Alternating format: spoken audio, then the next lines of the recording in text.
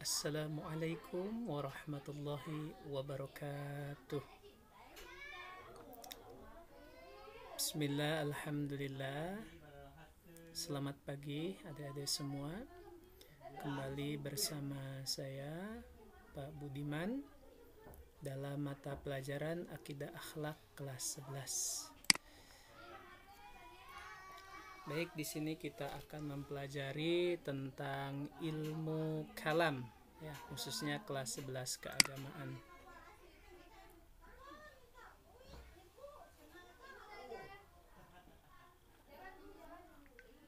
Sebelumnya kita lihat dulu kompetisi dasar yang akan kita pelajari, yaitu kita akan menganalisis pengertian ilmu kalam, ruang lingkup, dan kedudukan ilmu kalam di dalam Islam.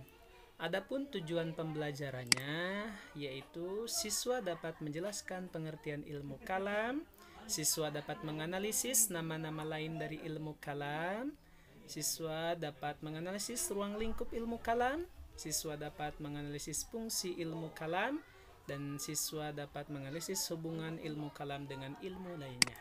Oke, kita langsung saja. Yang pertama, pengertian ilmu kalam. Kalam secara bahasa adalah perkataan atau percakapan. Awas, kalam di sini bukan pengertian ilmu nahwu ya, tetapi kalam di sini adalah kita lebih kepada pengertian atau percakapan tentang nalar dan logika. Dan perkataan ataupun percakapannya pun bukan percakapan sehari-hari seperti kita, tetapi percakapan di sini adalah percakapan yang menggunakan logika atau rasionalitas. Selanjutnya, biar kita lebih dalam lagi, ada pengertian ilmu kalam secara terminologi, barusan secara bahasa, atau etimologi secara istilah atau terminologi. Ada beberapa ulama yang mendefinisikan tentang ilmu kalam. Yang pertama, menurut Mustafa Abdul Razik, ilmu kalam itu apa? Sesungguhnya ilmu ini berdasarkan argumentasi rasional yang berkaitan dengan keimanan dengan metode analisa, dianalisis ya, kaitannya tentang keimanan. Kalau kita jelaskan, kita butuh dalil nakliyah dalam Al-Qur'annya mana. Tetapi dalam pembahasan ilmu kalam ini lebih kepada pembahasan tentang rasionalitas, analisis gitu ya, tentang logika untuk memahami apa? Memahami suatu keimanan atau akidah atau ketuhanan. Yang kedua, menurut Al-Farabi, ilmu kalam itu adalah disiplin ilmu yang membahas zat dan sifat Allah beserta eksistensi semua yang mungkin makhluknya, mulai dari penciptaan hingga kebangkitan, berlandaskan doktrin Islam. Ini ilmu kalam ya. Menurut Al-Farabi, ilmu kalam itu ilmu membahas tentang sifat dan zat Allah Subhanahu wa ta'ala dan apa yang mungkin dilakukannya oleh Allah Subhanahu wa ta'ala. Nah, yang selanjutnya yaitu menurut Ibnu Khaldun, ilmu kalam itu adalah ilmu yang mengandung berbagai argumentasi tentang akidah imani berdasarkan dalil-dalil rasional, bukan dalil-dalil Al-Qur'an ya, nakliyah, tetapi rasional dulu dalam pembahasan ilmu kalam ini. Itu menurut Ibnu Khaldun.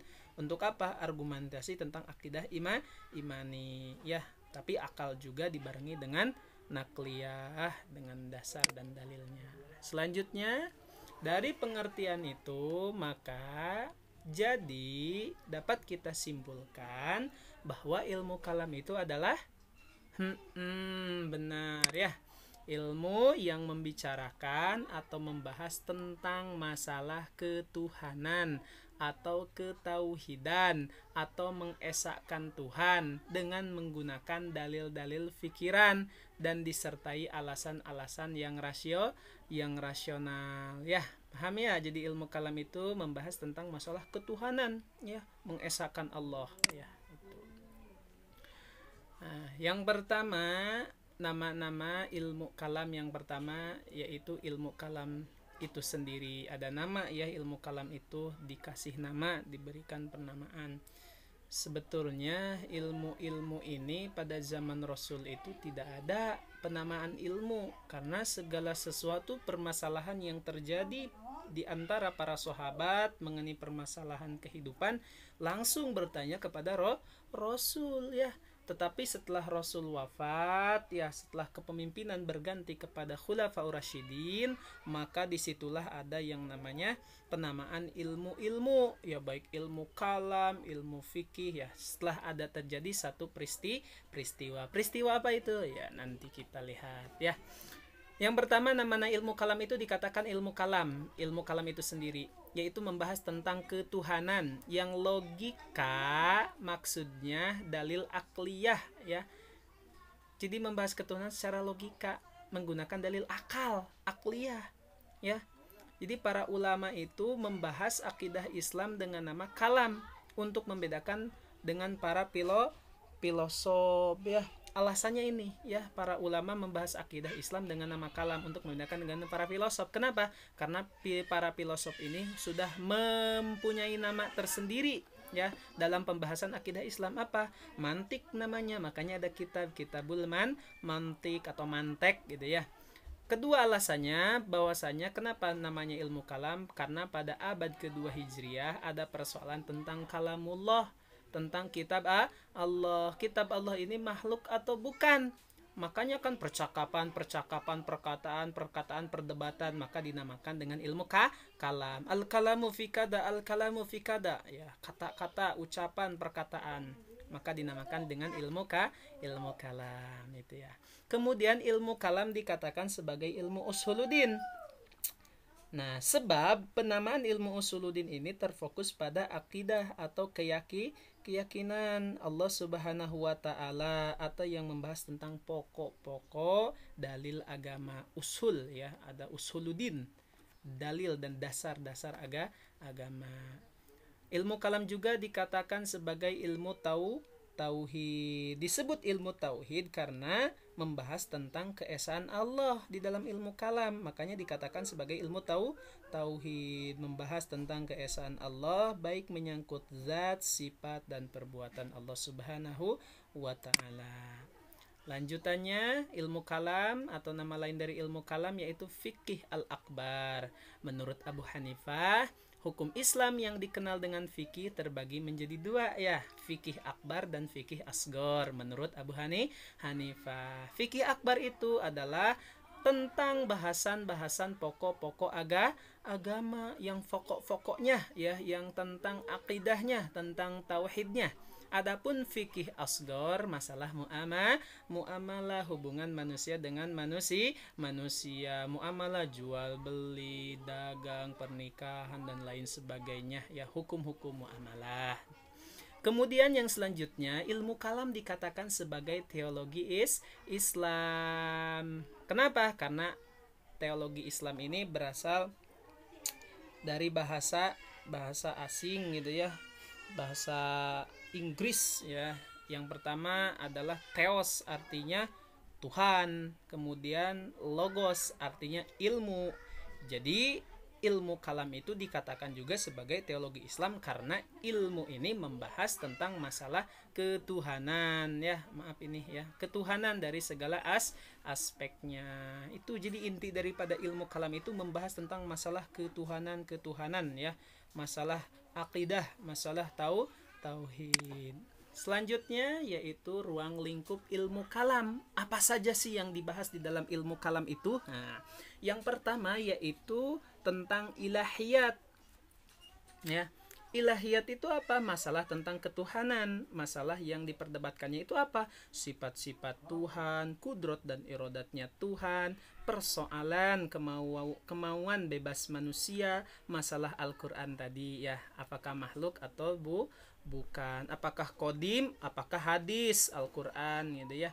Ini diperdebatkan di dalam ilmu kalam ya. Tapi debatnya bukan debat seperti sekarang ini ya, debat-debat ulama yang mumpuni ya. Yang kedua, ruang lingkupnya yaitu nubuwah.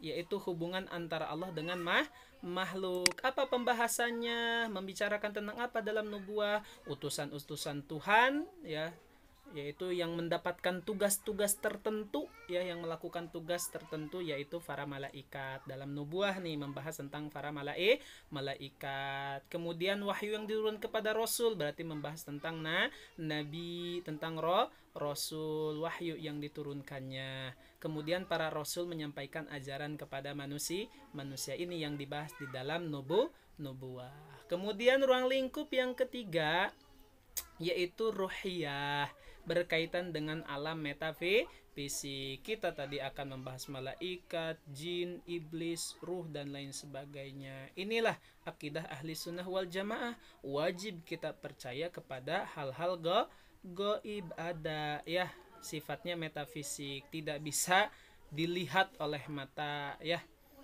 secara mata telanjang gitu, ya, metafisik. Kemudian ruang lingkup yang keempat yaitu sam'iyah, ya.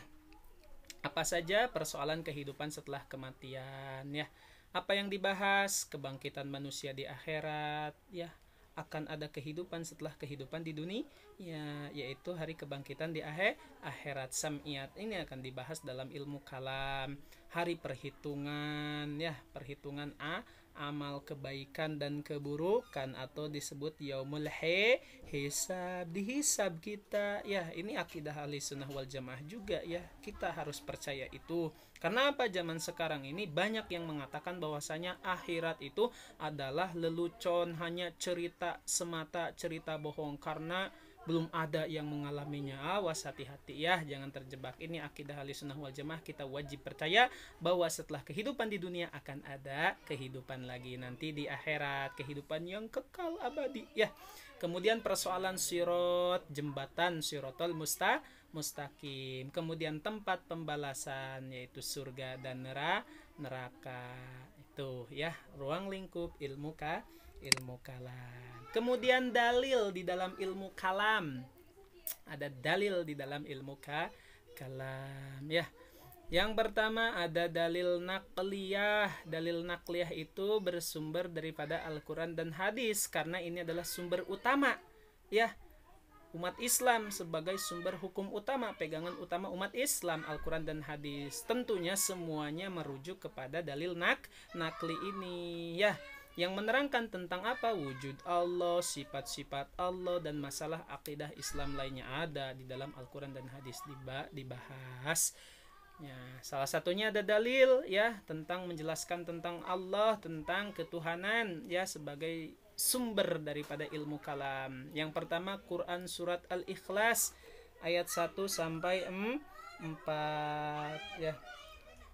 Ada yang hafal, ya, insyaallah. Qul huwallahu ahad, Allahus samad, lam yalid wa lam yulad wa lam yakul lahu kufuwan ahad, ya. Ini dalil-dalil yang menjelaskan tentang keesaan Allah, tentang sifat-sifat Allah, dan tentang bagaimana perbuatan-perbuatan Allah di dalam Quran surat Al-Ikhlas ayat 1 sampai 4, Al-Furqan 59, An-Nisa 125. Bisa dilihat, ya. Nanti kalian lihat di dalam Al-Quran, buka Al-Qurannya, lihat Al-Quran surat Al-Furqan 59. Bisa juga dilihat terjemahannya apa, ya.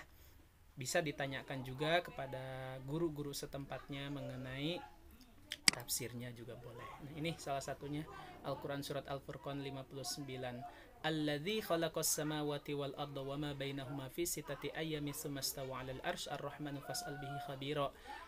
Alladzi khalaqas samawati wal arda, dialah Allah yang menciptakan langit dan bumi dan di antara keduanya dalam 6 masa, ya, tsumma stawa 'alal arsy. Kemudian Allah bersemayam di atas aras. Awas, hati-hati ini, ya. Jangan diterjemahkan secara terjemah biasa. Allah berduduk di atas aras, Allah berdiam diri atau duduk di atas aras. Oh, berarti Allah itu duduk. Wah, tidak boleh. Berarti Allah itu mempunyai sifat yang sama dengan manusia. Awas, tidak boleh. Dalam sifat-sifat wajib sudah dibahas bahwasanya Allah itu tidak sama dengan makhluknya, berbeda dengan makhluknya. Maksudnya duduk di atas aras, bersemayam di atas aras itu adalah kekuasaan Allahnya, menurut para ulama ya. Ar-Rahmanu fas'al bihi khabiro, bertanyalah kalian tentang agama, tentang keimanan kepada siapa? Kepada ahlinya. Siapa? Nabi Muhammad sallallahu alaihi wasallam. Quran surat An-Nisa 125 ya, sama itu ya, membahas tentang ilmu kalam. Ini hadis Nabi sallallahu alaihi wasallam yang dibahas dalam masalah-masalah ilmu kalam, yaitu yang menjelaskan hakikat ketuhanan. Ini ada satu cerita dalam hadis ini menarik ya, dari Umar radhiyallahu anhu, bahwasanya ada laki-laki tiba-tiba datang memakai pakaian putih, kemudian rambutnya hitam pekat. Datang entah dari mana datangnya, tidak terlihat kelelahan, tidak terlihat kucel dan kumuh seperti berperjalanan jauh, tiba-tiba duduk di hadapan Rasul dengan apa? Yaitu dengan rukbataihi ila rukbataihi, yaitu dengan menempelkan kedua lututnya kepada lutut Nabi Muhammad sallallahu alaihi wasallam, dan kemudian berkata kepada Nabi. Para sahabat berdiam semua. Tiba-tiba muncul sosok laki-laki, kemudian bertanya, ya Muhammad, akhbirni anil Islam. Tiba-tiba bertanya, ya Muhammad, beritahukan aku apa itu Islam, tentang Islam, kabarkan kepadaku apa itu Islam. Faqala Rasulullah sallallahu alaihi wasallam, kemudian Rasul menjawab, al-Islamu an tashhadu an la ilaha illallah wa anna Muhammadar Rasulullah wa tuqimas salata wa tutiyaz zakata wa tasuma Ramadan wa tuhajjal baita man istata'a ilaihi sabila. Rasul menjawab bahwasanya Islam itu adalah kamu bersaksi bahwasanya tiada Tuhan selain Allah, Nabi Muhammad utusan Allah, kemudian kamu mendirikan sholat, menunaikan zakat, kamu melaksanakan puasa Ramadan, kemudian melaksanakan haji bagi yang mampu. Sodakta, laki-laki itu berkata, sodakta. Fa'ajibna lahu yas'aluhu wa yusaddaquhu. Orang-orang bingung, dia yang bertanya, dia yang membenarkan. Dia bertanya tentang Islam, kemudian Rasul menjawab, kemudian dia berkata, sodakta, ente betul, kamu betul Muhammad. Dia yang bertanya, dia yang membetulkan. Kemudian bertanya lagi, fa'akhbirni anil iman. Rasul menjawab lagi, apa itu iman? Antu'mina billahi wa malaikatihi wa kutubihi wa rusulihi wal yaumil akhir wa tu'mina bil qadari khairihi wa syarihi. Qala sodakta, tuh bertanya, dijawab, dibenarkan. Qala sodakta, kamu benar Muhammad. Kemudian bertanya lagi, qala fa akhbirni anil ihsan. Ini iman, tentang iman ya, udah tahu. Bertanya lagi tentang ihsan. Qala an ta'budallah. Nabi menjawab, an ta'budallah ka'annaka tarahu fa illam takun tarahu fa innahu yarak. Kata Nabi Muhammad, ihsan itu adalah kamu beribadah kepada Allah seolah-olah kamu melihat Allah. Jikalau kamu tidak melihat Allah, maka Allah melihat kamu. Qala fa akhbirni anis sa'ah. Kemudian dia bertanya lagi, kabarkan kepadaku, beritahukan kepadaku tentang hari kiamat. Qala masma'ulu anha bi'a'lama minal mas'ali. Kata Rasul, yang bertanya lebih tahu daripada yang ditanya. Rasul menjawab begitu ya. Qala fa'akhbirni an amarotiha. Kemudian laki-laki itu bertanya lagi, atau tanda-tandanya kasih tahu kepada saya. Maka Rasul menjawab, ketika hamba melahirkan tuannya, kemudian hamba sahaya orang-orang miskin ya, yang tanpa busana, tanpa pakai baju, kemudian tanpa alas kaki, kemudian berlomba-lomba membangun gedung yang bermegah. Itu tanda-tandanya. Di mana? Kita lihat di Qatar, Abu Dhabi. Lihat bangunan-bangunan yang megah ada di Abu Dhabi. Dulunya Abu Dhabi ini adalah tempat-tempat orang-orang miskin ya, padang gurun pasir gitu. Sekarang menjadi bangunan-bangunan yang hebat dan luar biasa ya. Kemudian laki-laki itu tiba-tiba langsung pergi begitu saja. Pada satu riwayat Rasul menyuruh kepada Umar, Umar kejar. Dikejarlah oleh Sayyidina Umar, kemudian hilang tak berbekas. Padahal sepandangan ujung-ujungnya itu adalah gurun pasir, tapi tidak ada bekas telapak kaki sedikit pun. Umar heran, ini kemana? Tidak ada telapak bekas kakinya saja. Kemudian Umar kembali. Kata Rasul, ya Umar, atadri manis sa'il? Qulta Allah wa rasuluhu alam. Kata Nabi, ya Umar, saha eta? Lamun cek bahasa orang nama, siapa itu? Cek Umar, kata Umar, hanya Allah dan Rasul yang tahu. Qala fa inahu Jibril atakum yu'allimukum dinukum. Kata Rasul, itu adalah malaikat Jibril yang mengabarkan kepada kalian semua, yang mengajarkan kepada kalian semua tentang agama. Jadi Rasul mah sudah tahu bahwasanya laki-laki itu adalah malaikat Jibril yang mengajarkan kita agama. Begitu dalam hadis Nabi ya. Kemudian dalil yang selanjutnya tadi nakliyah ya, dalil Al-Qur'an dan hadis. Sekarang akliyah ya. Akliyah ini dari kata adiyah denda ya, al-hikmah kebijakan, husnut taharab tindakan baik atau tepat. Digunakan dalam dua pengertian. Akliyah ini kan akal. Akal merupakan bagian daripada indera manusia. Akal adalah insting atau pemikiran dalam manusia. Dasar dalil penggunaan akal. Ini harus, akal ini harus kita gunakan, tidak boleh kita hilangkan gitu ya. Syarat menerima hukum taklifi ini harus berakal kan, syarat balik itu orang-orang yang menerima hukum taklifi kan harus berakal. Kalau tidak berakal berarti gila, maka tidak terkenai hukum taklifi. Kalau dia berakal, makai akalnya, maka dia akan terkenai hukum taklifi. Yang mana wajib, haram, makruh, sunnah, mubah itu gitu ya. Kemudian untuk digunakan ya, sebab Allah mencela orang yang tidak menggunakan akalnya ya. Afala ta'kilun, afala tatafakkarun ini ya. Untuk tadabur, untuk tafakur, untuk takilun. Untuk apa semua ini? Untuk mengingat Allah, mengingat ciptaan Allah. Supaya apa? Supaya kita bisa dekat dengan Allah menggunakan akal kita. Ya, karena apa? Kalau kita menggunakan akal kita, ya melihat ciptaan Allah, Masya Allah, tabarakallah ciptaan Allah, maka insya Allah hati kita akan lebih dekat. Untuk apa? Untuk takilun, tafakarun, tadabbarun, gitu ya. Itu kan menggunakan akal, ya. Yang selanjutnya yaitu fungsi ilmu kalam. Yang pertama tentunya untuk menolak akidah yang sesat ya. Zaman sekarang banyak sekali akidah-akidah yang sesat. Hati-hati, perkuat akidah, perkuat tauhid kita, perkuat keyakinan kita supaya kita bisa menolak akidah yang sesat. Kita bisa membedakan mana yang benar, mana yang baik, mana ajaran Islam, mana bukan gitu ya. Memberikan penguatan landasan keimanan umat Islam, menopang dan menguatkan sistem nilai ajaran Islam, menjawab problematika penyimpangan teologi agama lain. Itu adalah salah satu fungsi ilmu kalam. Kemudian yang terakhir, hubungan ilmu kalam dengan ilmu lainnya ya. Persamaan ilmu kalam dan ilmu tasawuf dan ilmu filsafat sama-sama membahas tentang ketuhanan ya. Sama semuanya membahas tentang baik itu ilmu kalam, tasawuf, ilmu filsafat membahas tentang ketuhanan. Tetapi perbedaannya yaitu daripada objek atau segi metodologinya. Ilmu kalam cenderung berpikir logika akliyah untuk mempertahankan keyakinan ajaran agama. Ya, di samping ada dalil nakliyahnya. Ilmu filsafat menghampiri kebenaran dengan akal budi secara radikal. Radikal itu mengakar, dasar ya, integral, menyeluruh dan terikat logika juga. Ilmu tasawuf melalui penghayatan hati. Ini tasawuf ya. Menggunakan hati, menggunakan perasaan rasa zauk sehingga dekat dengan Allah Subhanahu wa taala. Baik, itu saja yang dapat disampaikan, kurang lebihnya mohon maaf ya. Hanya itu saja yang bisa disampaikan. Wassalamualaikum warahmatullahi wabarakatuh.